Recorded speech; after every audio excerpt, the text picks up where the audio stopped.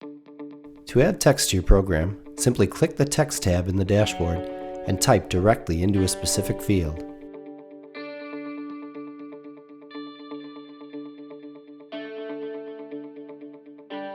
If you're looking to customize further, clicking on the text you want to edit will open the text panel.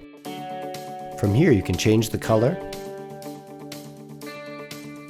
edit the text, change the font,